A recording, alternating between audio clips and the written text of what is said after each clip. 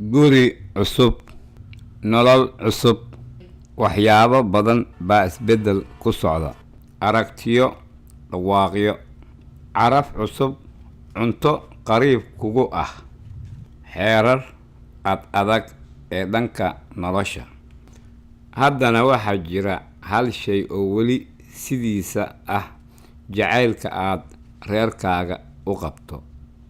Hooyooyin, wiilal, xaasas, walaalo, waxaad rabtaa in dhammaantooda ay noqdaan kuwo faraxsan oo fayaqab ah.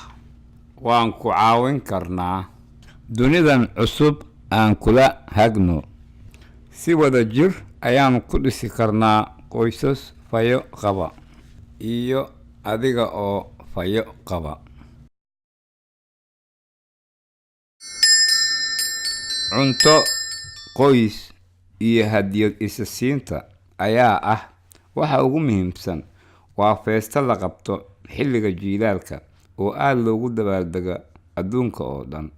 Christmaska waxay ku bilaabatay sida ciid diimeed oo ah maalinta dhalashada Ciise oo kumanaan kun oo sano ka hor. Weli waxaa looga dabaaldegaa wadamo badan marka la gaaro 25-ka bisha Diseembar. Inkastoo dadka intooda badan ay isla wadaagaan muhiimadda Christmaska, way kala duwan tahay siday u dabaaldegaan, iyagoo ku saleynaya dhaqamadooda iyo caadooyinkooda. Qaar ka mid ah qoysaska Afrika ka soo jeeda waxay dabaaldegaan iyagoo isticmaalaya cuntooyin caado u ah sida bariis duban, hilib maraq, iyo musbukeeni oo habaysan. Qoysaska Shiinayska waxay u dabaaldegaan waxay ugu yeeraan feestada dhalashada barakaysan, iyagoo guryahooda ku qurxiya geed nal oona ku dheggan faynuus casaan, ubaxyo, iyo warqad isku wada dheggan oo astaan u ah farxadda.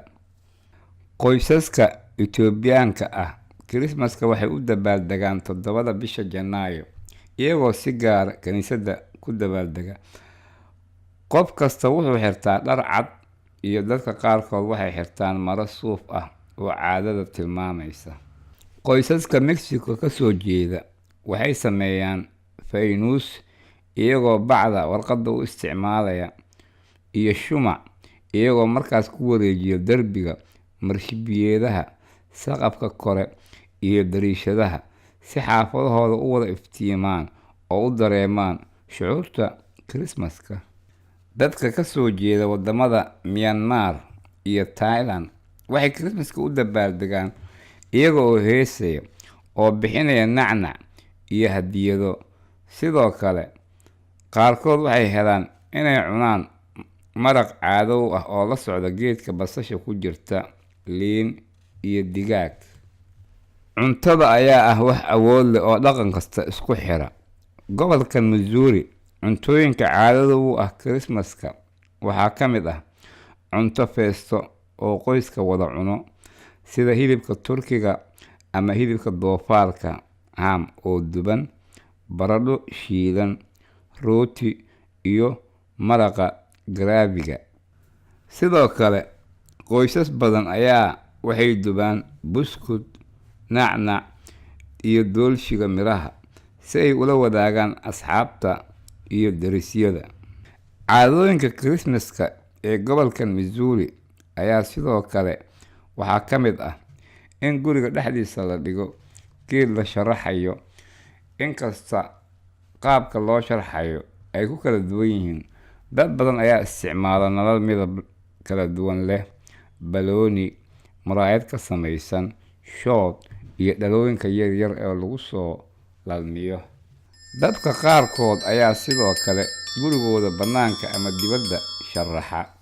Waxay gurigooda hortiisa ku soo lalmiyaan geedka evergreen iyo dhalo tahliil. Oo waxaa dhici karta in albaabka hore ku soo lalmiyaan miro mistletoe.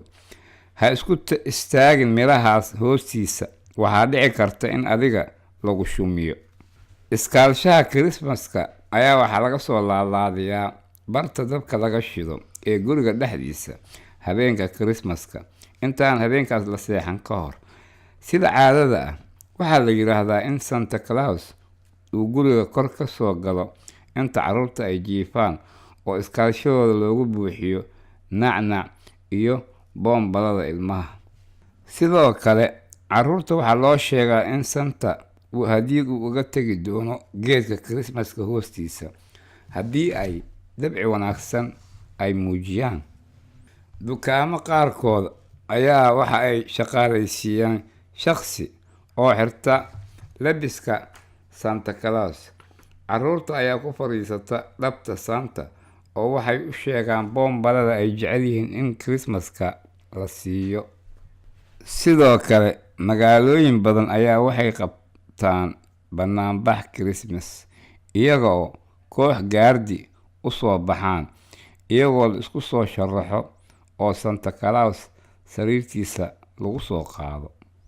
Caadooyinka Christmaska ee kuwoodii hore sida heesaha Christmaska iyo barnaamijyada kaniisaddu ay qabato ee gaar ah ayaa sidoo kale sii socon doona oo Missouri lagu qabtaa. Sidoo kale, dhalashada Ciise waxaa lagu dabaaldegaa sanamyo yaryar, labiska Christmaska, heeso iyo kaarka salaanta la isku diro.